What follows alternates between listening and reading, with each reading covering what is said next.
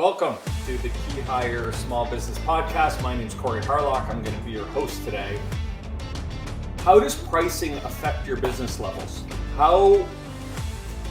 If you get it wrong, not does it affect business, but how much can it affect business? How much can it affect the growth of your business? That's what we're going to talk about today. Welcome to Season 2, Episode 2 of the Key Hire Small Business Podcast. Today, we're going to talk about how to use pricing as a growth lever. And we have an expert guest. I like to give it awards on the podcast. Our guest today gets the most challenging name we've ever had to pronounce. His name is Per Sjofors. I believe he's Swedish, but it's Per, P-E-R. And Per's a thought leader in everything pricing. He speaks around a lot. He's expert on podcasts. So much so that he's ranked number 41 of the top 50 thought leaders in sales by Thinkers 360 organization. If that's not enough, he's also been ranked a top thought leader that makes a difference in 2023 by Inc. magazine. Now, if that's not credible, I don't know what is. So today we're going to talk about pricing because I know small business owners out there were always wondering, am I maximizing my pricing? Am I winning on price? Do I want to win on price? All of those good things. So let's get to it. Let's bring Per in. Hey, Per, how you doing? I'm good. Thank you very much. And what a great introduction. Hey, thank you. I like to give out these silly accolades, and you get the most challenging name for sure. I'm sure you've heard it before, though. I know that's when somebody came up with this moniker, the Price Whisperer, I said, "Oh, that's great! Now I can have something that people can actually pronounce and can spell to and can Google and get it right and all that good stuff." So. And the one thing I did forget to talk about is you do have a book, and we're going to promote that at the end. But if everyone out there listening wants to learn more, they'll be able to kind of get buy your wisdom in paperback or hardcover form. Yep. Or Kindle. There you go. Perfect. Yep. So Per, let's jump into it. When we talk about pricing and we talk about using it as a growth lever, give us kind of the overarching meaning behind that. What is it? How do we use pricing as a growth lever? Well, first of all, we need to realize that pricing is not a number, right? Pricing is really a business strategy, and that's where the growth comes from. And what I mean with that is that when we price correctly, in all companies, right, our profitability will increase. Now, what do you do with those profits?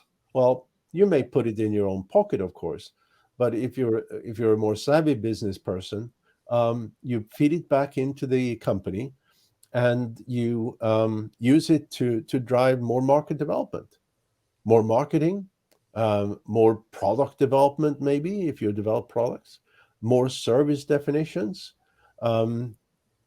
expanding to new territories, acquiring new customers, even provide the resource in a company to hire the best people that are often more expensive, right? That's so I get that. Yeah, I know what that is. So when we talk about using it as a price lever, a growth lever, how do we dial in and find that balance? I guess it depends on the product. If some people want to be the 2-for-1 pizza, the cheapest and the fastest, but the old triangle, right? I don't know if you believe in it, but you can have it fast, you can have it cheap, or you can have quality. If they want to be cheap and fast, then the quality will suffer. If you don't want to win on price, you want to win on quality. So walk me through, or in your experience. Well, that triangle is absolutely true. I mean,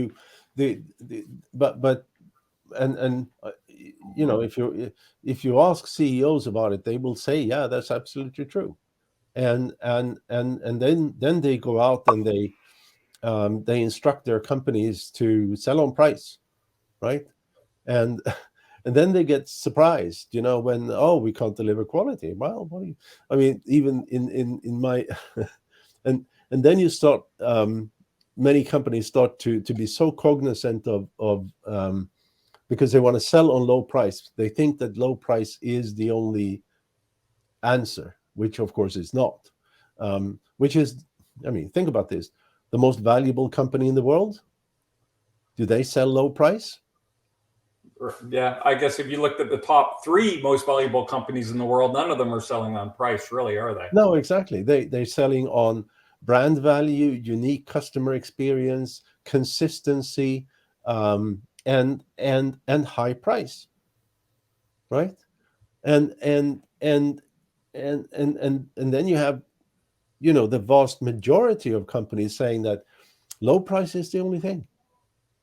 And what they forget is that, and I'll just step back a little second. There's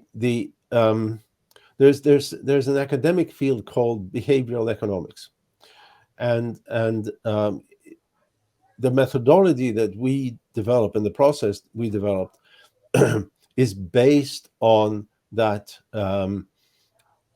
academic research, and we make it practical, right?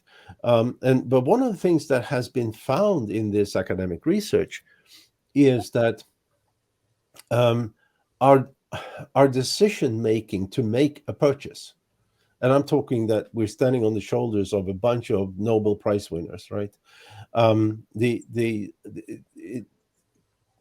What that academic research have shown is that when we make our purchase decisions, when the audience to this podcast have customers to make their purchase decision, there are all different variables that take place. Right. And 81% of buyers say that they buy the best value, not the cheapest price. And there's a difference there, value and price. There's a huge chasm between those two words. Absolutely. And where does value come from? Well, it comes from the hardest, sort of hard stuff, which is the product features and functions. It comes from the service features and functions. It comes from um, the how the brand value or whatever or what the seller has, um, the way that the company goes to market, their selling strategy, and so forth. But it also comes from a whole slew of soft stuff, right? So things like how is maybe prior experience with the company and its competitors. It comes from what advertising did you see last, right? That influence how we make decisions. A recency bias. Yeah, and a whole slew of other things, so there's always a balance, right? And I mean, there's nothing wrong to have a pricing strategy based on low price, but it's not the same. And this is where I see so many times where you have these companies. Go back to that triangle again. They say we want to be the quality high price leader, and then they go out and charge very low prices, Or right? the salespeople do it so they can hit a quota and get their That's right. And right. then they can't deliver quality. Correct. I Yeah. mean, I'm sure that many of us remember when J.C. Penney, right? J.C. Penney bought over the retail Agneta, du bild. The retail chief of Apple, right? And what he did was that he applied the same strategies at J.C. Penney as he did at Apple, right? So here we have J.C. Penney, price sensitive customers, thrive on promotions, commodity products, and so forth. And then you have Apple, which is expensive products, unique customer experience, never discounting, and so forth. And then he applied all that onto JCPenney, right? He was there for about a year and a half, a little bit more, and he almost killed the company. Right. Because suddenly, when you apply Apple's pricing strategy and go-to-market strategy to the JCPenney crowd of customers, it just doesn't work. Right. So during that year and a half and a bit, they lost half their revenue roughly, and well, so then they, the board fired him, and they started a slow climb back to, but they never got into profitability, and obviously they filed for bankruptcy 2 years ago. Right. So we're talking to small business owners, $5 to $25 million, and in my experience, pricing is always something we're talking about. Yes. What are the mistakes that a business owner, the common mistakes a business owner might make when they're setting up their pricing, they're putting their go-to-market strategy, or even alternately, they want to change their pricing strategy, but as you said, they've kind of established a cadence with their clients, and now we want to take a little more price or change our pricing. What are the mistakes that a business owner might make when they look to do something like that? Most, I speak to a lot of CEOs, and when that particular question comes up, it's always, I look at my competitor and want to price the same, right? And there's a couple of really, really big issues with this. First off, if your competitor has pricing online, yeah, you can see what they're pricing, right? But you don't know what discounts they're making. You don't know what special deals they're making. You don't know what bundles they're making for those, etc. So those are, and you don't know if, let's say you go to that competitor's website and you click away, and then you come back 15 minutes later, and then maybe there's other prices, right? Maybe there are different prices for different geographic areas, right? So you still don't know, right? Now, and then if you want to price the same as your competitor, then you have accepted that your product is a commodity. And commodity products are sold on price alone. So if you had meaningful differentiators, which I hope any company have in their product, if you have meaningful differentiators, you decided to ignore them and leave money on the table. Now, so hold on, just one more thing. Okay. Yeah. Now, if your competitor doesn't have pricing on their website, how are you going to find out? You can't.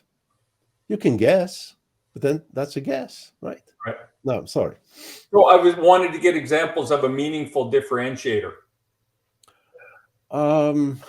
Let's say a meaningful differentiator is that I'll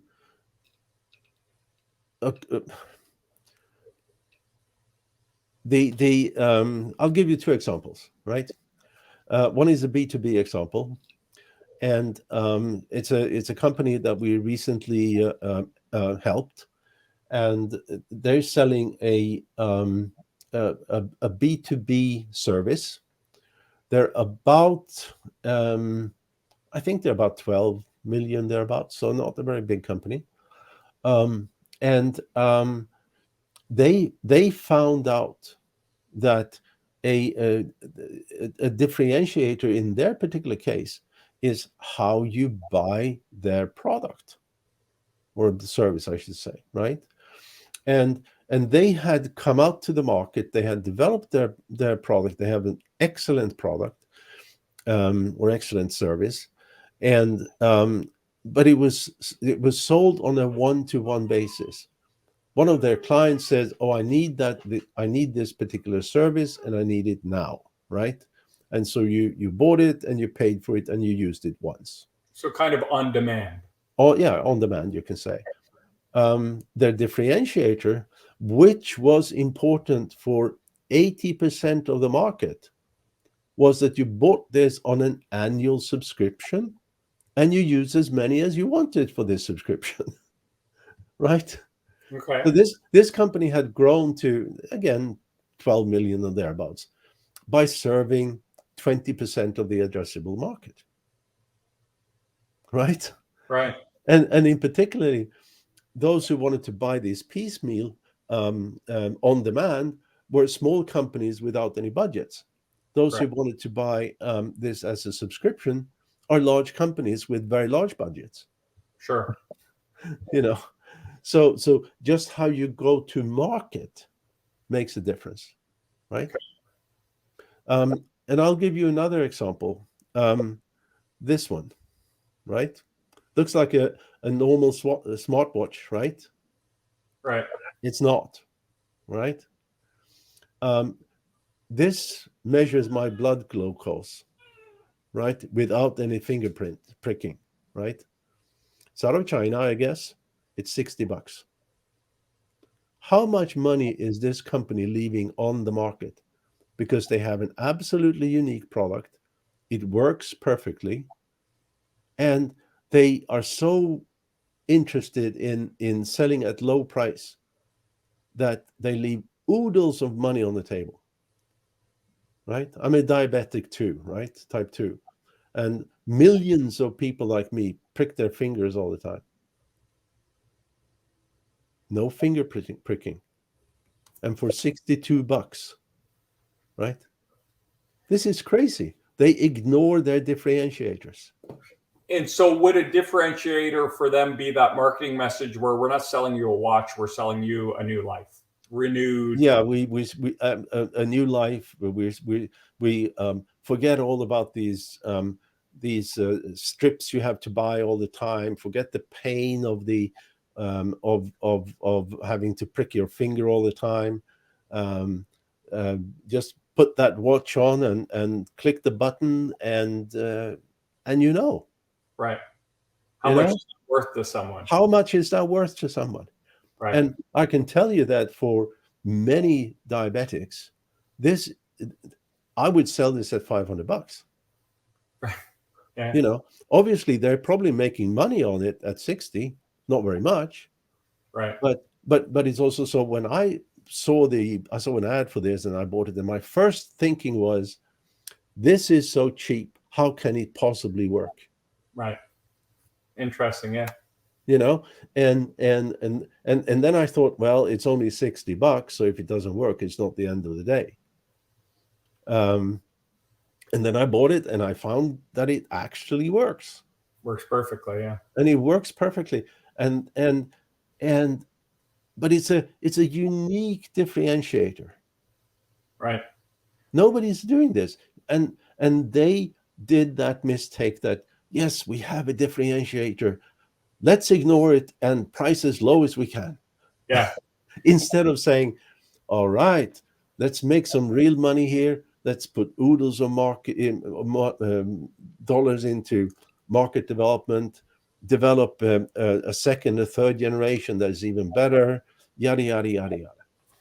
So I'm a manufacturer. I'm a wholesaler, distribution. I'm working in a heavy industry, and I gotta have a good product. What are some things, as I walk through my facility or I'm talking to my clients, that I should be listening for, I should be asking about, I should be looking for, that would help me understand how to differentiate my product? Well, there is a potential product process you can use, right? Okay. And that process is that for any company, you go out and you find at least 25 prospects, potential prospects, I should say. Okay. Those are not your current prospects. They are not your current customers. They are certainly not friends and family. These are completely new people that could potentially be customers eventually, right? And again, you'll find at least 25 of those. And in the then you ask them two questions, right? The first is really is now, Mr. Prospect, when you understand how different we are, understand our differentiators, what is a price that is so low you don't really think that what we offer them, what we offer you is going to be good enough? A price that is so low you decide not to buy it because you just don't think it's going to be good enough, right? That we overpromise and will underdeliver. Okay. And then you follow up with, and then let's look at the flip side. Let's look at what is the price for this product or service that no matter how good it is, no matter how beneficial it is, that we under promise and going to massively over deliver. What is a price that is still so high you wouldn't buy it? Okay. And then you take the average of these two questions, and suddenly you have the range of prices where you should be. Now, it's very important that the people that you then understand is that they understand these differentiators. And they have to understand the product and the market a little bit too. They have to be buying Yes. products Yeah, or similar services. exactly. They have to be qualified, Right. right? And how do you find 25 of those? Well, if you can't find 25 of those, you have probably bigger problems, right? Yeah. No prospects. Yeah. So and then you can compare this range of prices, if you like, with what you think the market is paying for comparable products, right? So how does that work against, selling on net margin or gross margin or something like that, right? Understanding here's how much it takes us to produce our product and Mm-hmm. here's how much we want to make on our products. When you do it that way, it's kind of a back to front mathematical equation, right? It costs us X to build. We want to make X plus when we sell it. Therefore, this is our selling price. Yeah, that's a proven method of leaving money on the table. It Right. is. Yeah, and because the cost of a product or a service have nothing to do with the value you deliver, right? Okay. And the and there's a funny thing as well when you think about it. The companies do and should always concern their with their cost, of course, because you don't want to sell below the cost, right? Um, and um, and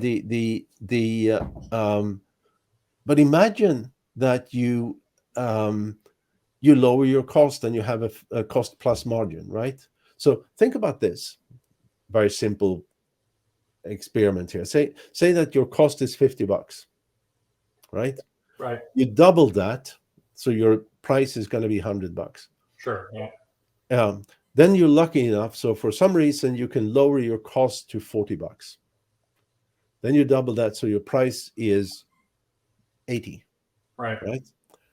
You have now lowered your dollar margin with 20%. Instead of Right. making $50 for every product, you're now making $40 for every product, right? Right. Yeah. You have just shot yourself in the foot. Yeah, because we want to give our savings to our clients, right, and to our customers. No.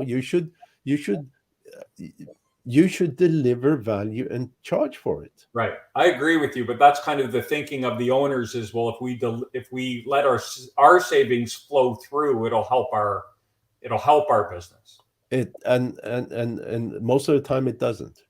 Now, then you also have to think, and we talked about this as a example of manufacturing companies and so forth, and that is that um, the cost of making a product is kind of almost the same or very similar in the industry, whatever that industry is. So if you manage to lower your cost and lower your price, and your competitors is also probably going to be able to lower the cost in the same way. But if they are not lowering the price, in that little example I give, suddenly they get $20 more for every product to develop their market, to develop more product, to hire better people, and so forth. So that makes me think of a question. So in your experience, if me as the business owner, I find a way to save money and say, we want to give our savings to our client, which is, some people just think that way. And I'm not saying it's the right thing to do or not. Your competitor takes the same savings, but doesn't lower their price. In your experience, does that lead the potential clients out there to think differently about the company that has lowered their prices? Maybe they think, well, maybe they're struggling because they've really lowered their prices. That's right. Or this other company, these guys haven't lowered their prices. So why have they lowered their prices? So your intent is to drive goodwill and more business by we're trying to do the right thing for you. But in essence, you might not be taking less money off the table, but you might be hurting your sales. That's right. Is that something you've seen or experienced? Well, it's hard to say because I'm not really a buyer of industrial products.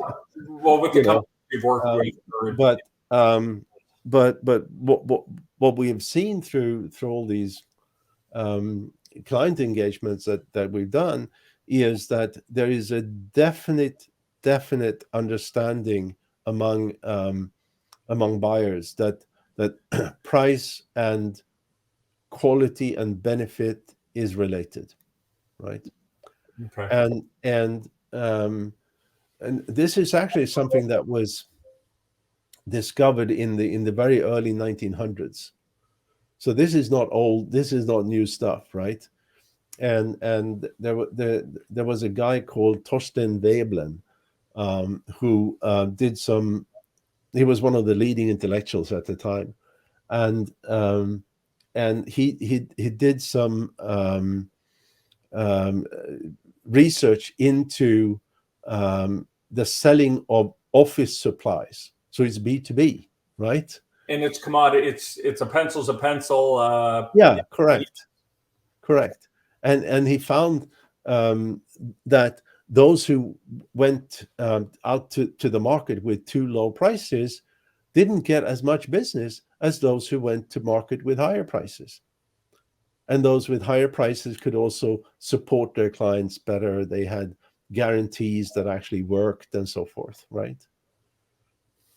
That's it. That's interesting. And you made me think when especially we talk about our small business owners and they usually deal in smaller markets, more niche markets.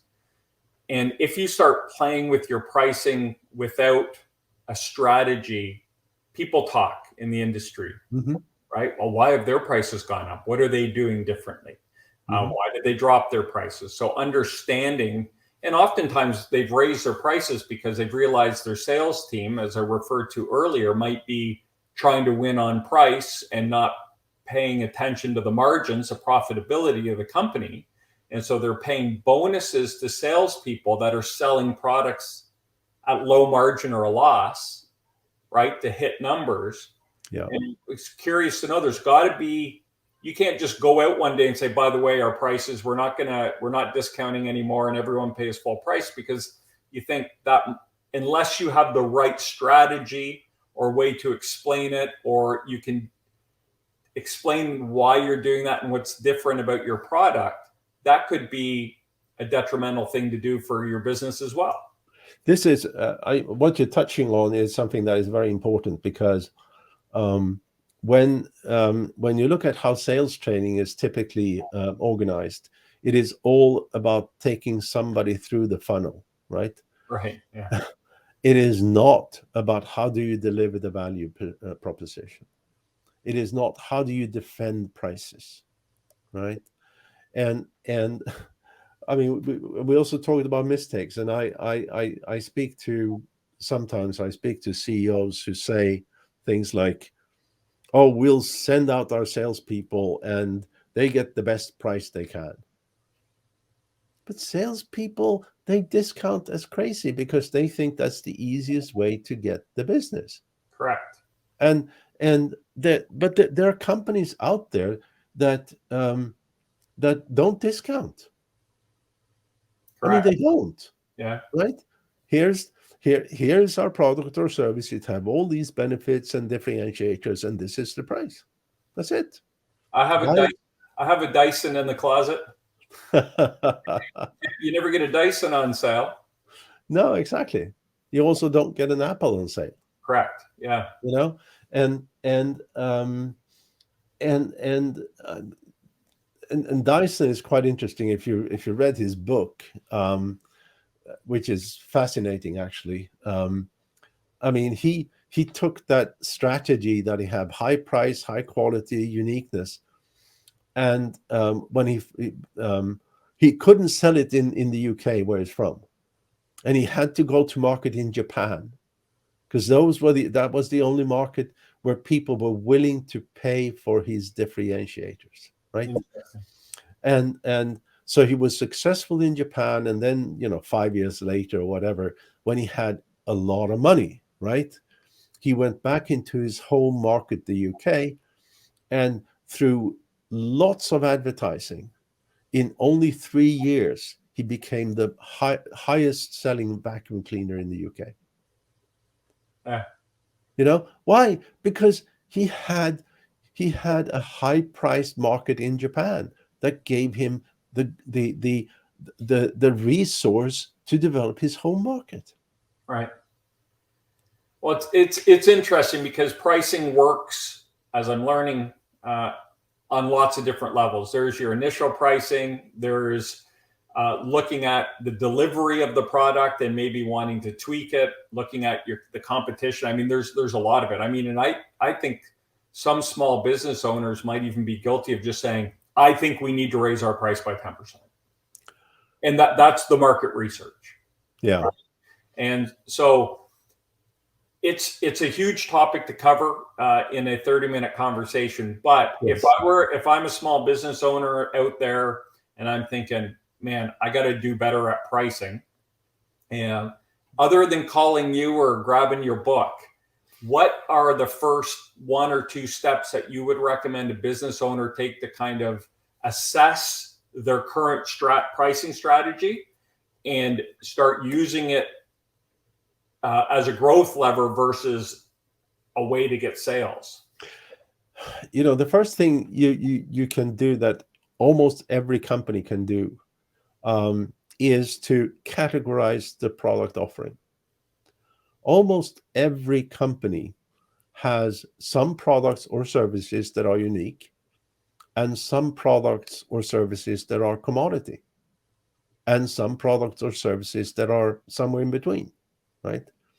So once you have categorized those, right, call them A, B, and C, or 1, 2, and 3, or green, yellow, and blue, whatever, it doesn't matter. Um, those products or services that are unique, increase the prices, stop all discounting. Why? Because they are unique. Right. Because they deliver a unique value to your customer, and you should not discount that value, right? For those products or services that are complete commodities, it's all about how can we. A commodity is I mean, what is a commodity? A commodity is a product or service that is identical to everything else, right? And where the low price wins. Think about how much money do the gas companies spend in advertising trying to convince you that their supplement is better than the next guy's supplement, Right. right? That's because they want to charge you 10 cents more per gallon, right? So because it's a commodity, right? Um, and so commodity products work on cost because low price is going to win, right? And then those products or services that are in the middle, sort of in between, can you make them unique? So they fit into that unique category where you don't discount, you increase prices, and you just drive profits to your company. All right. This is something that almost every business owner can do. Right? Yeah. And what I'm also understanding is that's step one. But then once you understand you're going to stop discounting, there needs to be some training or information or way to frame this to be able to go back to your clients and say, hey, right? Yeah, this is interesting. I have a lot of things, a lot of documents. One of my sort of best sellers, if you like, is a guide I wrote about how to increase prices.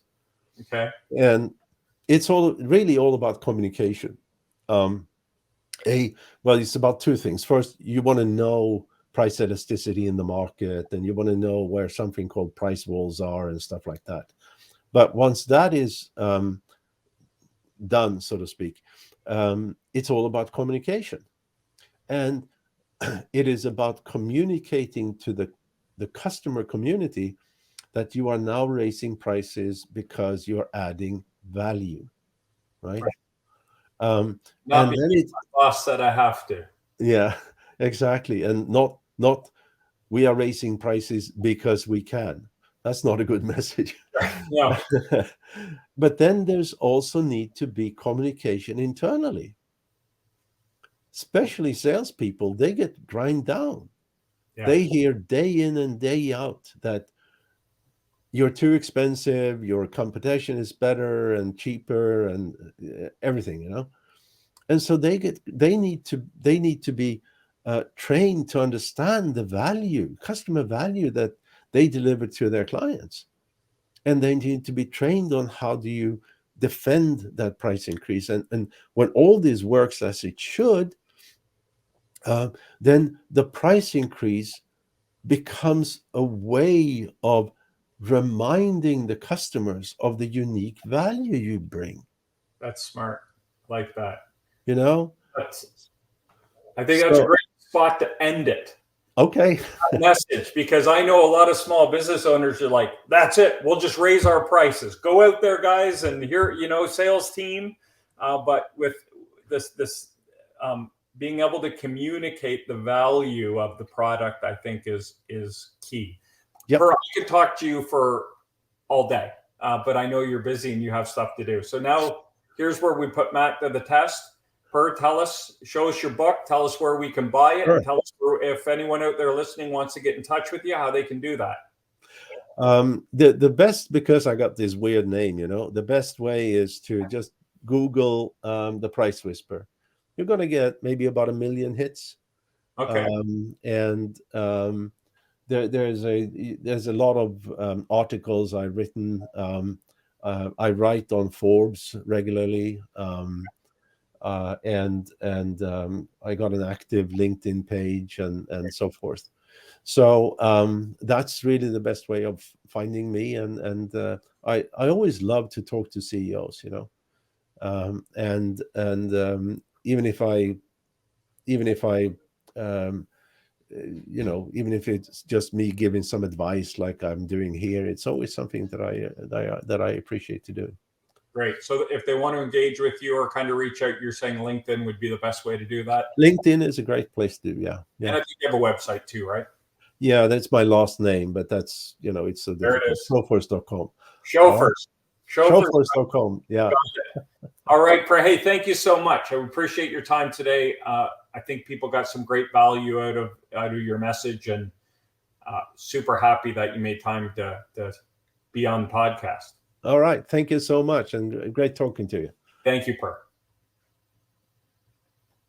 There it is. Understanding a little more about pricing. It's complex, and I know key hire, I struggled with pricing. I still do. I know a lot of my clients, pricing is always something, how do we get sales up?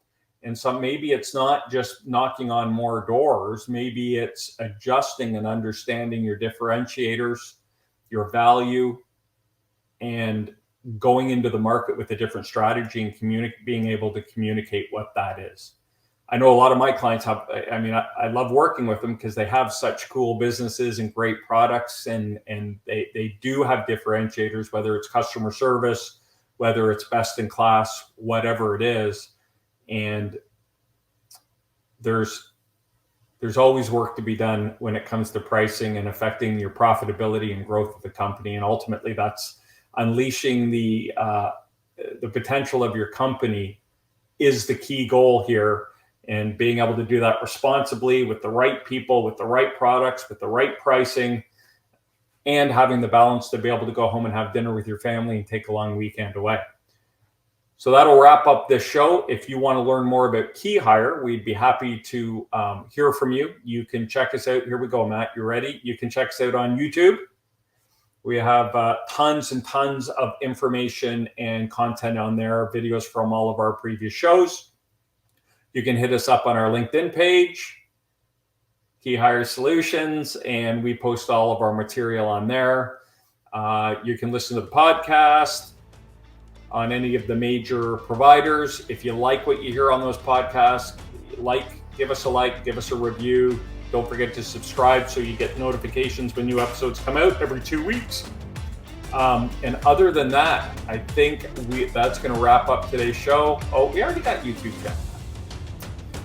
That'll wrap up today's show. Thanks so much for joining us. We appreciate your time. Until next time, stop grinding, start growing.